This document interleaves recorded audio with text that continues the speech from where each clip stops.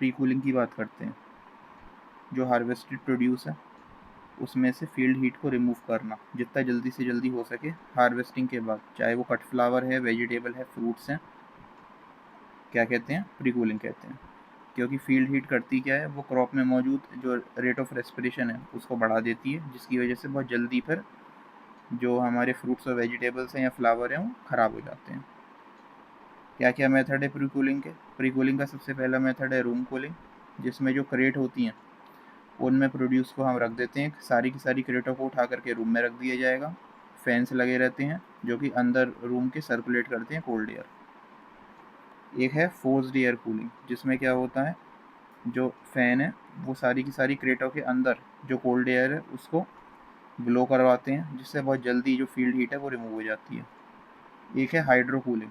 Hydro cooling में 0 से 2 degree Celsius पर जो कोल्ड वाटर है वो क्रेटों के ऊपर स्प्रे किया जाता है, या फिर जो मूविंग कोल्ड वाटर है 0 से 2 डिग्री सेल्सियस का, उसमें फलों को डाल दिया जाएगा और हीट रिमूव होगी।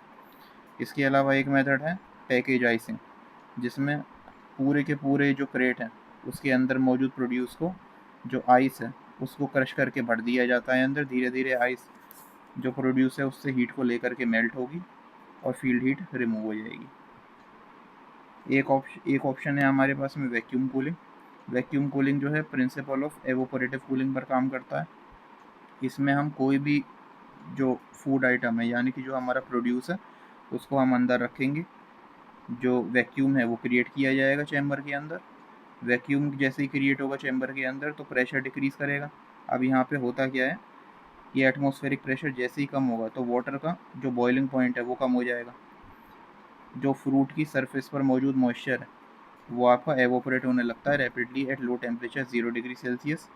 और जो फ्रूट के अंदर मौजूद जो प्लांट टिश्यू है उसी की लेटेंट हीट को एब्जॉर्ब करेगा, और सारा का सारा मॉइस्चर जो एवोपोरेट हुआ है वो अलग से कलेक्ट कर लिया जाएगा।